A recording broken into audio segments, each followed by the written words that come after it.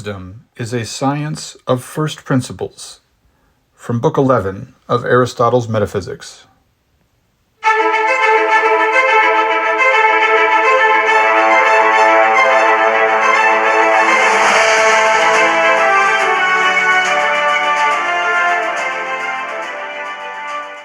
Hello and welcome to the Western Traditions Podcast. Today's episode is the 37th in the series about ancient Greece. This episode also marks another critical turning point in history.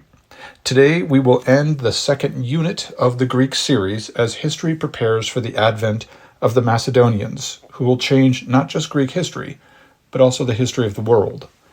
Now, I have divided the Greek series into three quote-unquote units. If you've been listening for some time, then you may know that I have a background as a teacher, so my approach to the podcast is usually in terms of curriculum. In my mind, I see the layout of the past and future episodes primarily as semesters and years, terms and units, and so on. The core 8 series of the podcast cover what I imagine to be 8 semesters of a history curriculum. They begin with the ancient world and end with a semester, if you will, about contemporary times, essentially about the 21st century. So this episode ends the second unit of the Greek semester, so to speak, and the next Greek episode will begin the final short unit about how Alexander the Great spread not just Greek military power around the world, but also disseminated Greek culture into the ancient Near East and beyond. Now, at this juncture, I want to thank all my listeners, and in particular my Patreon supporters who sustain my motivation for doing this work, which will take decades to complete and which very well may be my swan song. I hope that these podcasts continue to interest you and that you spread the word to like minds. And now, let's turn to that last great mind of the classical period in Greece, and perhaps the first great mind of the historical period that followed.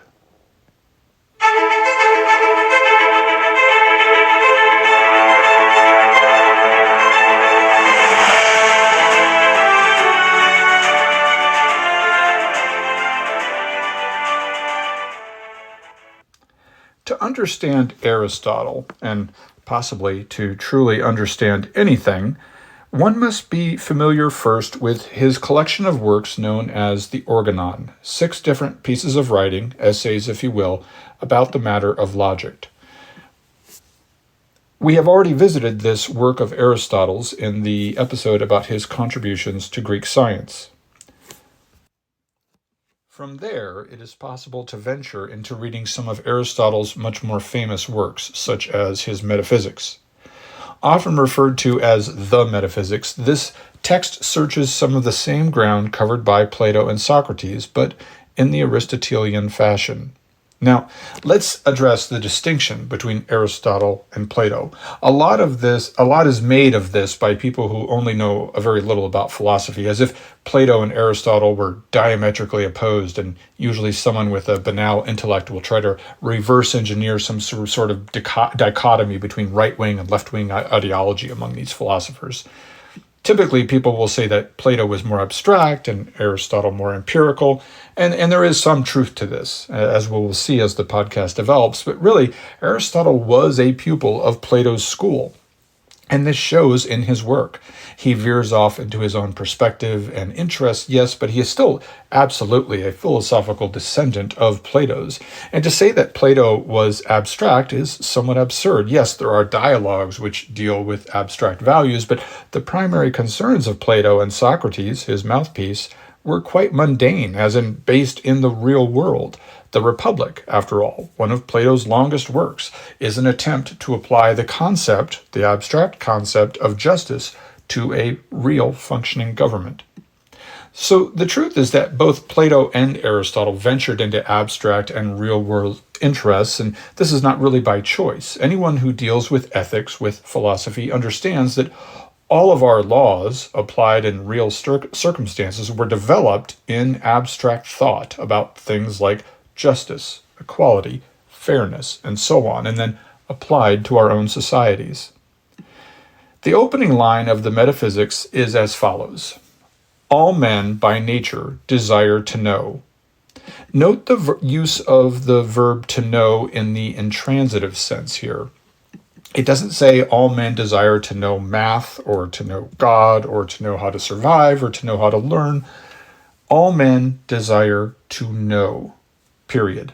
In some translations, this is given as all men desire knowledge. And this is, as Aristotle says, by nature. It is easy to pass over a sentence like this without recognizing that it is an encapsulation, a summation of an entire way of looking at things, of understanding life. It tells us something about the philosopher's view of his fellow man, and it's a surprisingly high valuation. I say surprising because it is also clear that, as with many other philosophers, Aristotle does not generally think much of the run-of-the-mill man. In another of his famous works, the Nicomachean Ethics, Aristotle elaborates on how men can lead three different types of life. The top two are the political and the contemplative life. As for the third rung on this ladder, Aristotle does not even bother to name it in the given passage. He simply prefaces the whole thing by saying that, quote, most men, men of the most vulgar type, identify happiness with pleasure, unquote. And, quote, the mass of mankind are quite slavish in their tastes, preferring a life suitable to beasts, unquote. Yet here, in the opening of the Metaphysics, Aristotle grants a certain elevated status, common, perhaps attainable, to all men. By our nature, we desire to know, to understand. Like many before him, Aristotle then begins to classify and organize knowledge according to whether the knowledge is gained from the senses or from memory. And he considers how animals also have a sort of knowledge, but that man's knowledge is connected, has more integrity, really, that he can use the knowledge gained from multiple experiences in order to come up with higher ideas, generalizations, and so on. That man uses his reasoning to do this. But the senses and the information and knowledge gained from them do not amount to wisdom, capital W, wisdom. No, true wisdom, per Aristotle, is knowledge of the first principles of things.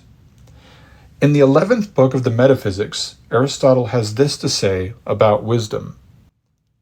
One might ask the question whether wisdom is to be conceived as one science or as several. If as one, it may be objected that one science always deals with contraries, but the first principles are not contrary. If it is not one, what sort of sciences are those with which it is to be identified? Now, that passage, this is not really complicated what Aristotle is getting at here, but it is difficult to follow for many minds today to get down into the very basics of thought and reasoning like Aristotle once did. I think perhaps this is due to the increasingly electronic environment in which we all live and due to the eclectic nature and unending quantity of input in our lives, the images and sound of entertainment, news, all of our machinery, human voices, etc. How many of us just ever sit in a room quietly reading for an hour, let's say, not looking at our phones every few minutes, not listening to anything but our thoughts? And those of us that do manage to do this, I bet that even you recognize that those moments are too rare in your life. And so here I reiterate, it is so crucial to build understanding of Aristotle by having a firm foundation, which he tries to provide by working with the very building blocks of thought. Aristotle and Thomas Aquinas later in the Middle Ages will not cogitate about things in the same way that you and I do. They don't just roll over ideas or thoughtlessly accept formulas and traditions. Every time that they think about something, about some concept, they break it down to its fundamental pieces and handle each one, and turn it over and clean it, and begin to reconstruct the original abstraction. Comparing the way that you and I are accustomed to think to the way that Aristotle thought, it's like comparing a man that gets into a car and just drives away and a mechanic who strips the car down and lays out all the parts on towels in his garage and slowly rebuilds the machine before driving away in it. And this is really what I'm getting at about first principles. Aristotle does not charge into any discussion. He takes the vocabulary and the ideas and he breaks them down like that mechanic before he starts driving the vehicle. A lot of schools in the past and the present have tried to foster an Aristotelian understanding and reasoning in their students by simply throwing the ethics at them, or the metaphysics, or the politics, another of Aristotle's important surviving works. This was done with me when I went to college. But if you start to read one of these volumes without first studying Aristotle's works on logic and come to understand the way that he approaches an idea, you will simply be lost. It's not just the vocabulary. It's also the style of thinking, the form of reasoning. And I'm not just confessing my own struggles and ignorance here. In the Middle Ages, the Muslim world was actually much more enthused about Aristotle than the Western world was. Indeed, the copies of Aristotle that Thomas Aquinas would read and reference in the 13th century to craft his Summa Theologica and his other masterpieces, all these copies of Aristotle that he had, they'd been translated into Latin so that Aquinas could read them, but they were not translated into Latin from the original Greek. They were translated from Arabic translations, because Greek copies were hard to come by, but the Arabic translations of Aristotle were in circulation throughout the Muslim world. So he was actually reading a translation of a translation.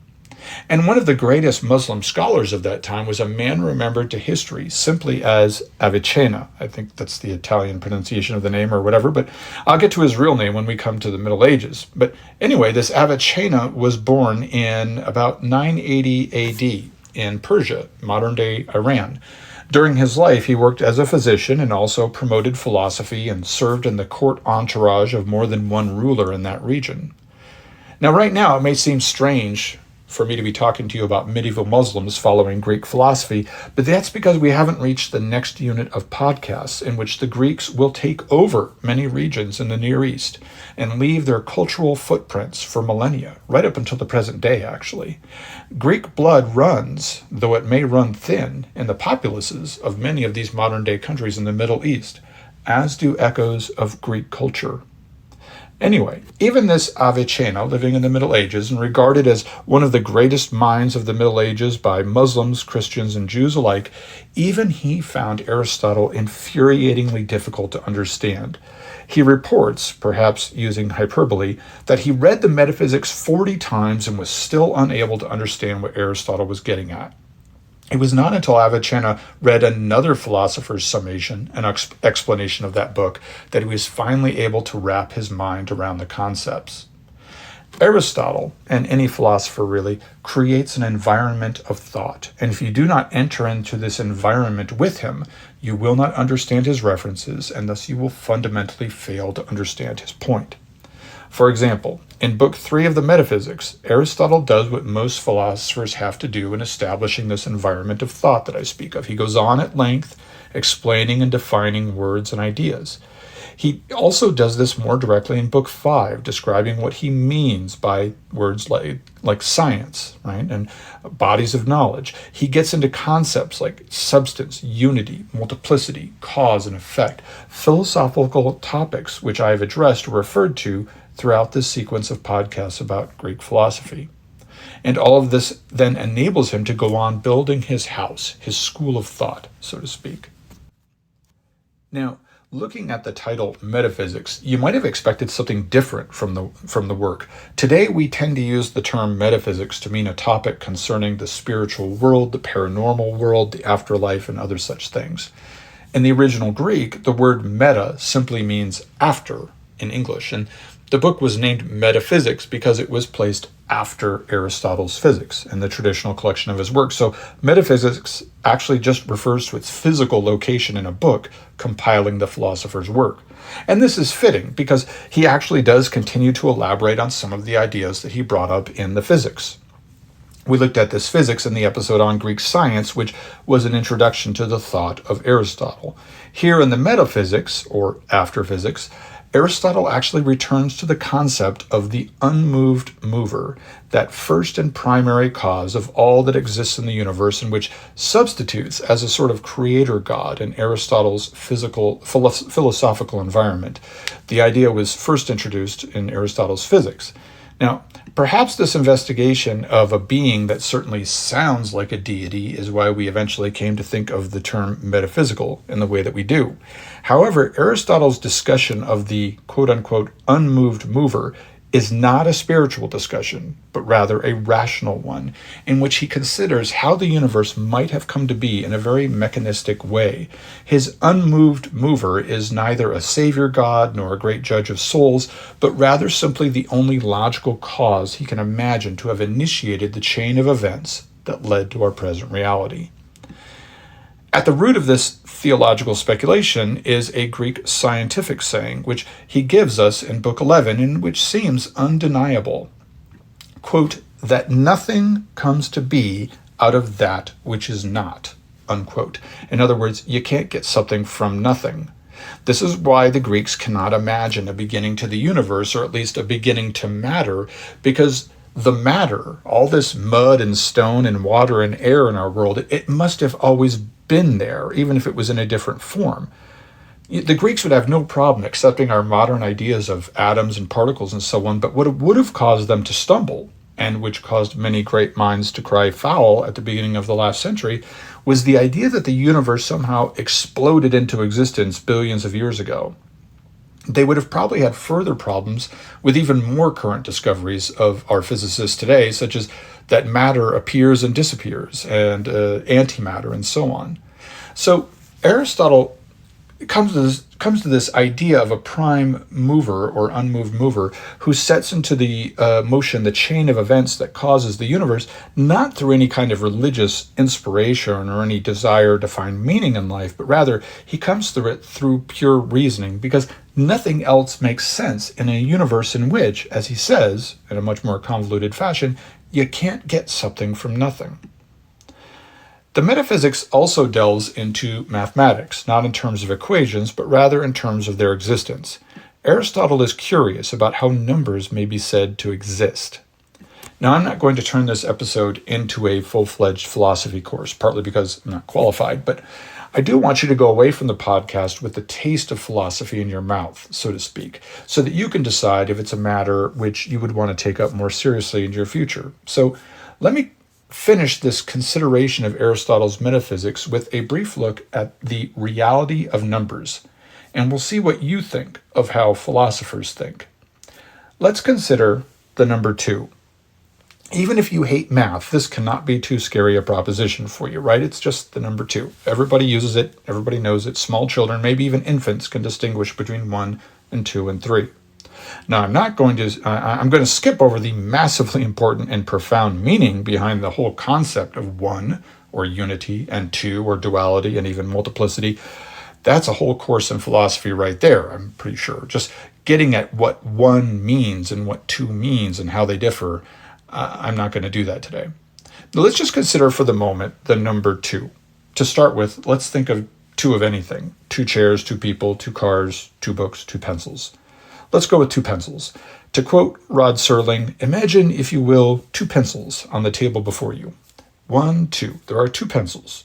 The pencils exist. I know that we're imagining things here, but you could say that if you really were sitting down and had 2 pencils before you, you could say with confidence that they each exist. They are real.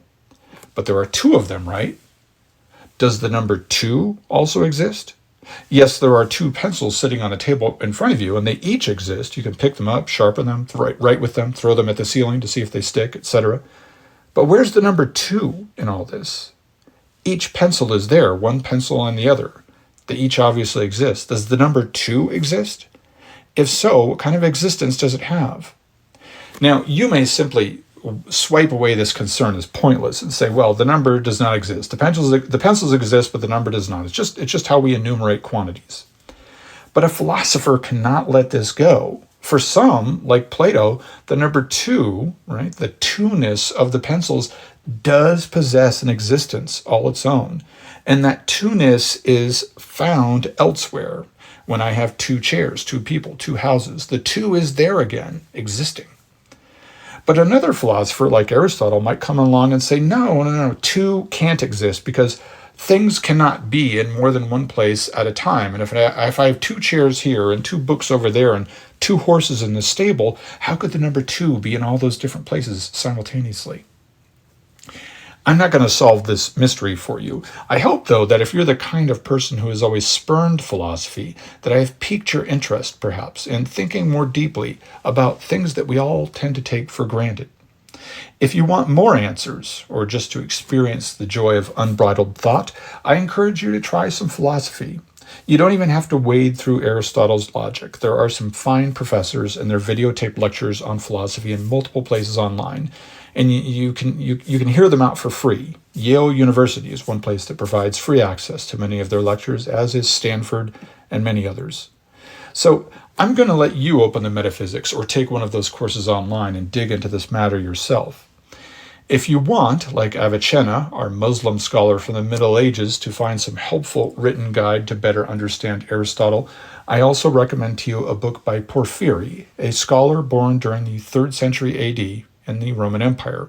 He wrote an introduction to categories called the Isagoge. I think I'm pronouncing that correctly. It's spelled Isagoge, which is a brief text that elucidates many of the ideas in Aristotle's works on logic. And after that, you'll be ready to start tearing down those ideas and rebuilding them, which is the only way to truly understand anything.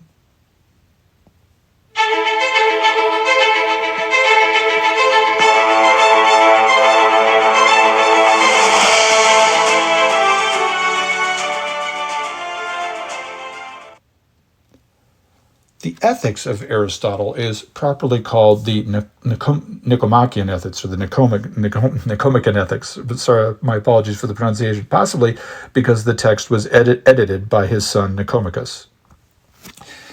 As with the metaphysics, it's necessary to have a good grounding in the vocabulary of philosophy, and I don't just mean Aristotelian philosophy. Regardless of whether or not a modern philosopher admires Aristotle or not, even today, thousands of years later, philosophers are still using much of the same language, the same vocabulary that was established by the ancient Greeks. So you will need to know not just what certain words mean, but what they mean in a philosophical context, right? In that thought environment that Aristotle has built. For instance, today we might use the word substance to mean anything material. In particular, we use the word to describe chemicals, liquids, or drugs. There was some substance on the floor. He used some substance to get high. But for a philosopher, substance is not material primarily, but rather deals with the essence of a thing. It's something I went over in previous episodes. The same is true of many other words that we might understand differently in other contexts.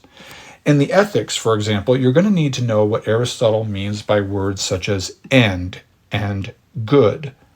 We use the word end to mean something has finished. The relationship has come to an end. I reached the end of the story.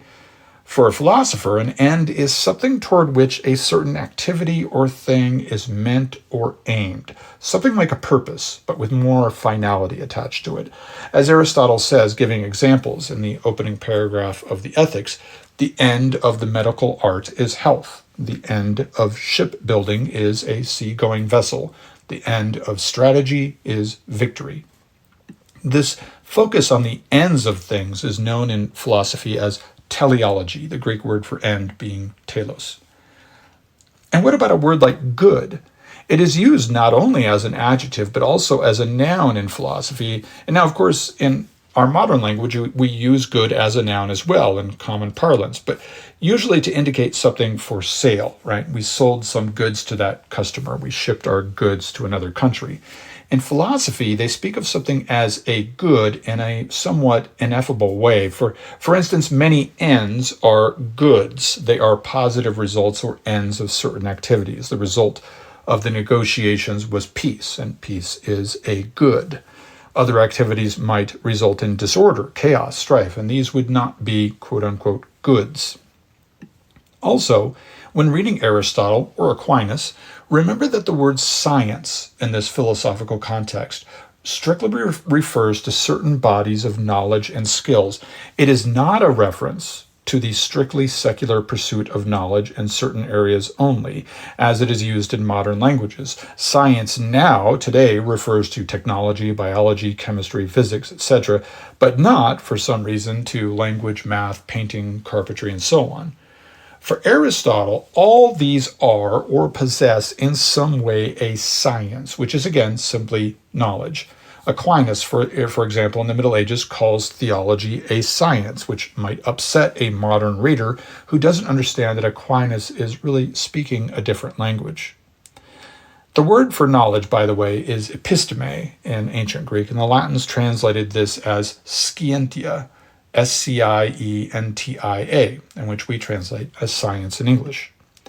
Now, I'm sure I've made clear by now that you must sort of relearn a lot of vocabulary in order to study philosophy. This is not because it is purposefully obscure, but actually because of a phenomenon of which you are probably already aware. Remember that this form of speaking, of communicating philosophically, was originally crafted in the Greek language, and over time, Latin speakers in Rome acquired much from this ancient language, and Latin expanded its vocabulary and retained these meanings. But over the centuries, languages separated from Latin and established their own existence. These were known as the vulgar tongues, or the vernacular languages. And these are just old ways of saying the slave languages. I'm essentially speaking a slave language right now. Don't get me wrong, I love English, it's my favorite language. But the point is that these descendant languages in the wake of the decline of Rome, these languages of common people, not philosophers or otherwise educated men, these languages were at the start much more focused on material things, on survival. So their vocabulary didn't have words for things like substance, end, being, and so on. They had the words perhaps, but they meant material, real-world things in those languages. And this is why, down through the centuries in the West, scholars continued to speak Latin to one another. It was not simply for its usefulness in speaking across borders and having a common diplomatic language. It was also because Latin was, and still is to some extent, it was the language in which it was possible to express these ideas. Obviously, Greek was also a good language for this, but the Greek language had fallen out of use many centuries before in the West. So for a very long time then, Western philosophers could not speak about spiritual or philosophical matters or scientific matters in French or Spanish or English or German because those languages didn't have the vocabulary. And they still don't, really, especially with regard to theological or philosophical matters. Even scientific words are pretty much just loaners from Latin and Greek. So this is why it's so hard to understand what philosophers are saying sometimes. Just look at how hard it was in my first podcast on Greek philosophy to understand what I meant by the word being. Now anyway, getting back to quote-unquote the good. Aristotle says that there must be some activity in which we engage, which shepherds and guides all these other activities, right, that have their own ends. And these sciences moves them towards their ends, towards their goods. And yes, not surprisingly, the Greek philosopher quickly identifies this activity, this master activity that shepherds and guides all the others. He identifies it as politics. Recall how Plato's most important work was The Republic, which was entirely about how to run a society. So philosophy in general does see politics and legal matters as a sort of high art or science, the highest, in fact. Now that might be hard to believe, especially today when we see politics in our day as a pretty seedy, corrupt practice, and no one has anything good to say about politicians. And let's not even get started about lawyers.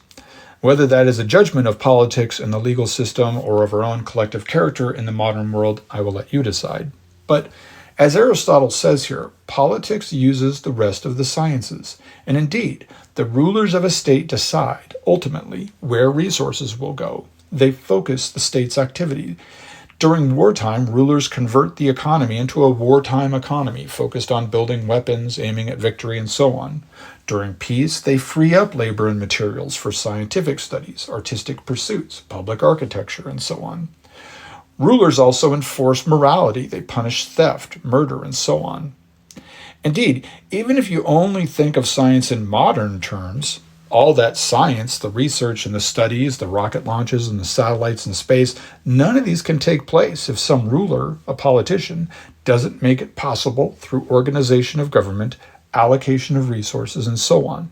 It's only in a politically organized society in which science of any kind can really take place. The politician is the greatest scientist of us all then. I know, I'm having a hard time with that one too. But there are actually three prominent types of life, not just the political, according to Aristotle. The first type of life he does not name, he only describes it. That is the life of those men who live only to indulge their passions. And by passion here, understand that I do not simply mean things like your passion for art or your passion for theater. I also mean base passions, right? Vulgar pleasures, as Aristotle might call them. But as he describes here, the passions themselves are neither virtues nor vices.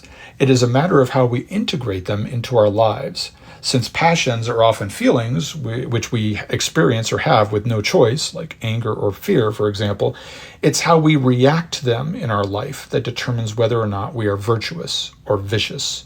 The vicious person indulges his vices. The virtuous person practices the virtues. Those who indulge their vices are the men who Aristotle characterizes as living the lives of beasts. And this is not simply the commoners, as the philosopher points out, that some men in higher stations in life of his time also lead this low form of existence. This, for us, might bring to mind certain celebrities of our day who seem to be well rewarded for behaving publicly like beasts. But Aristotle tells us, quote, people of superior refinement identify happiness with honor, unquote. And he goes on to identify this honor really with the possession of virtue. And we are back in comfortable ground, on comfortable ground in philosophical terms. We've heard something about virtue from Plato. A man, a real man, is defined by his virtue.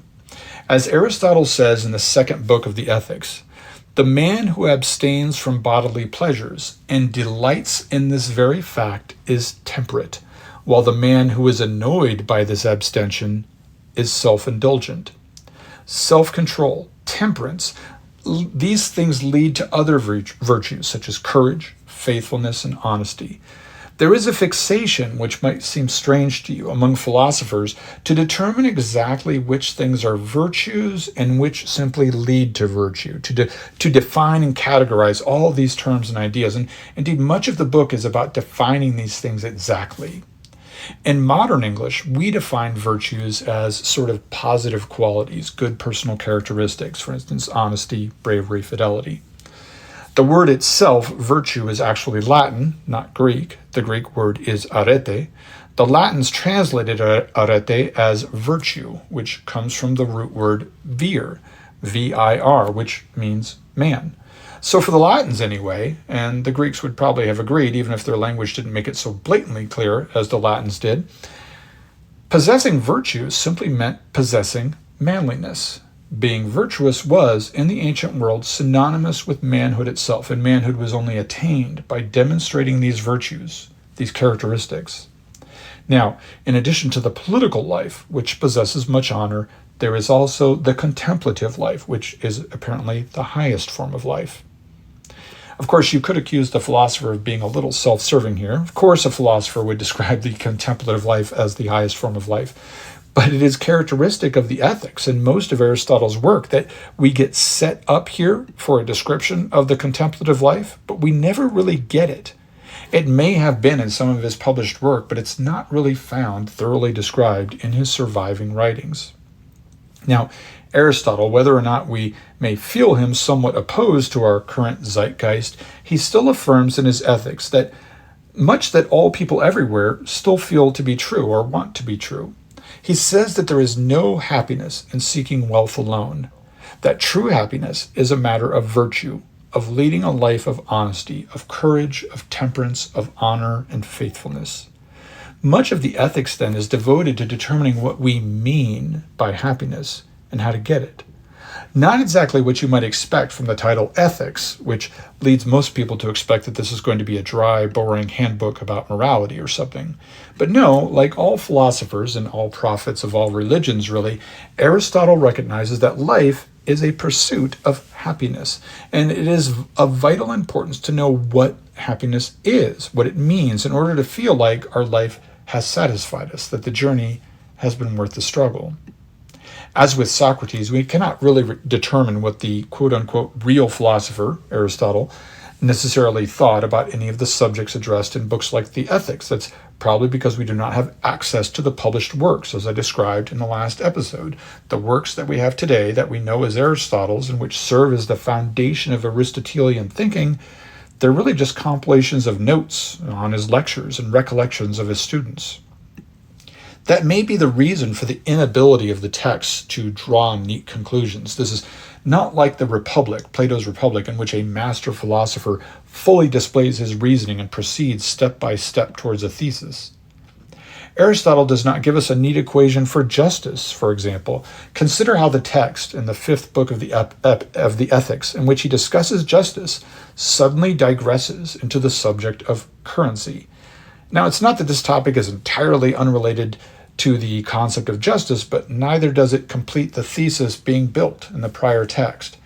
And books 8 and 9 are entirely given over to a long-winded discussion and characterization of friendship. That is why when you pick up some editions today of Aristotle's work, they'll sometimes only present certain chapters, certain books, certain volumes in an unexpected order.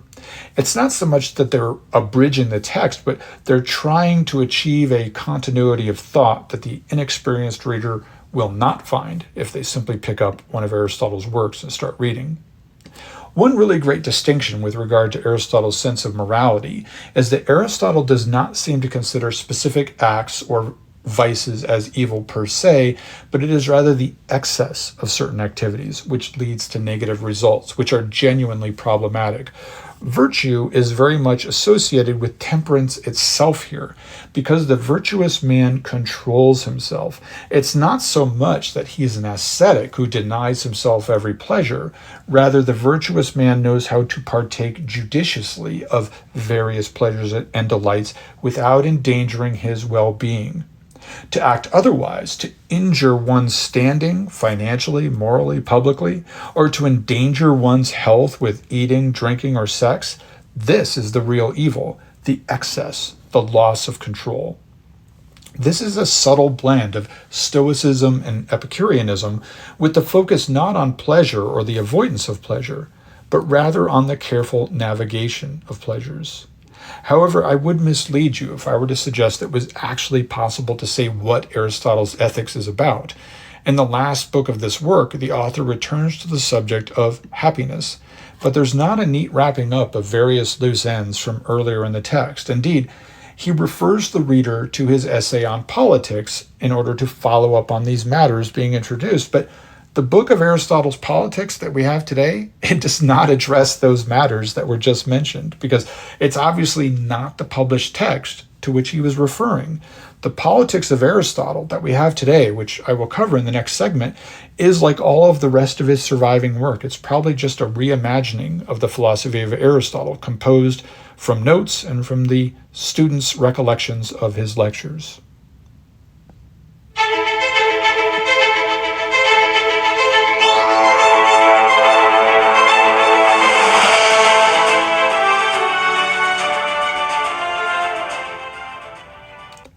The Politics of Aristotle is divided into 8 books or sections. The philosopher begins and immediately sets the tone by declaring that the state is the highest form of political community.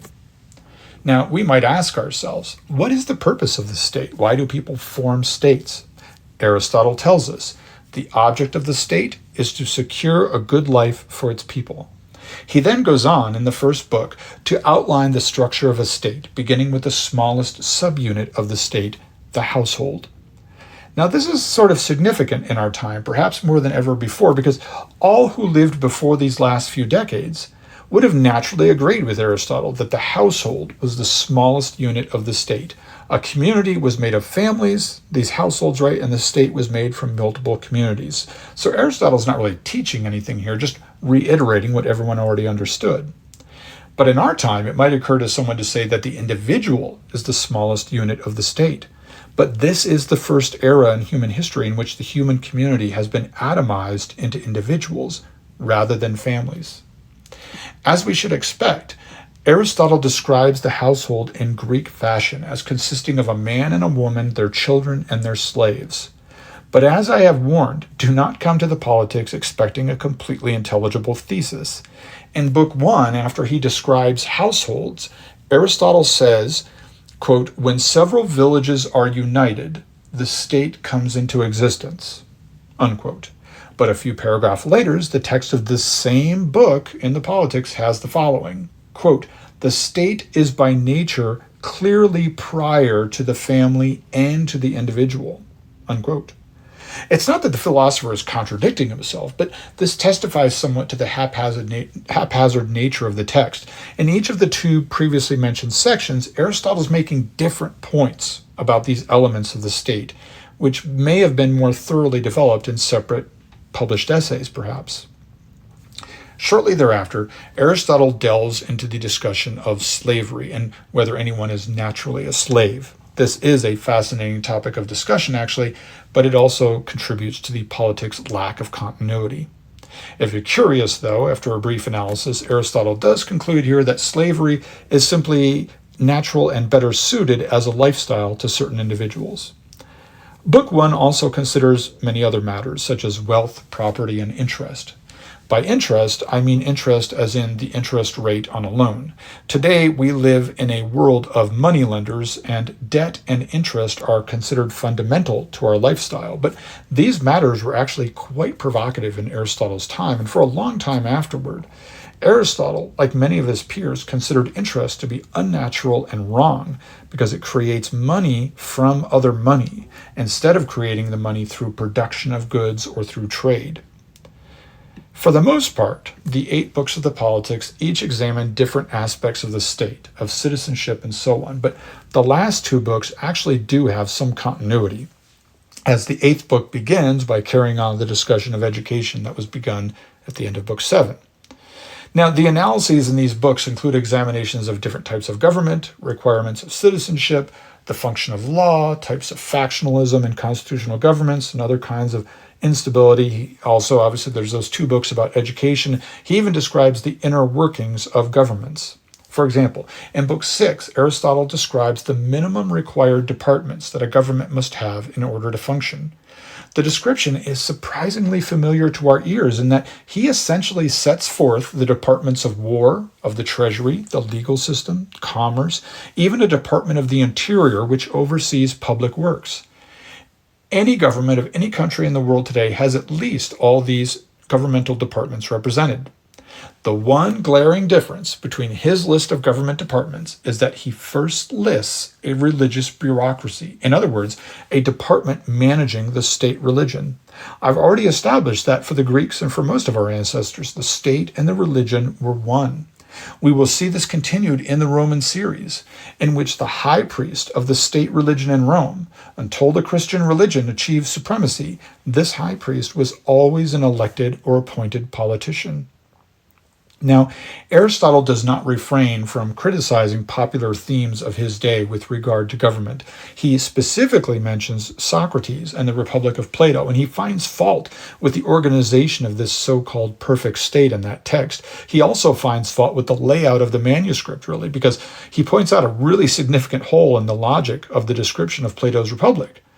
Now, Plato, in the Republic, he divided the populace. If you recall from my previous episode, he divided the populace into the regular people and the guardians, and these latter are further divided into the military and the rulers themselves.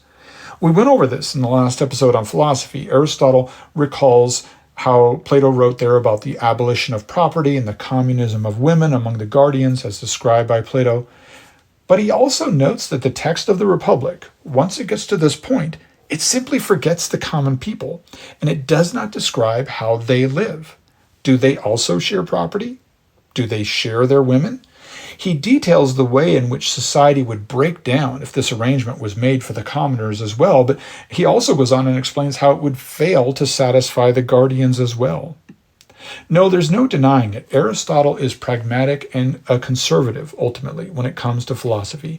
He is satisfied only with examples of states that work, that function, and he sees no place for these dreams that Plato has published in books like the Republic.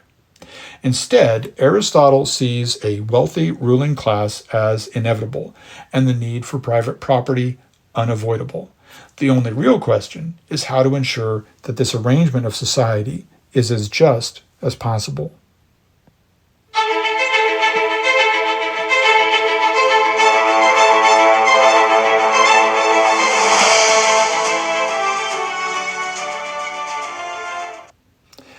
Aristotle wrote and lectured on many different topics in his day, when philosophy approached and dealt with several subjects that we now consider quite separate.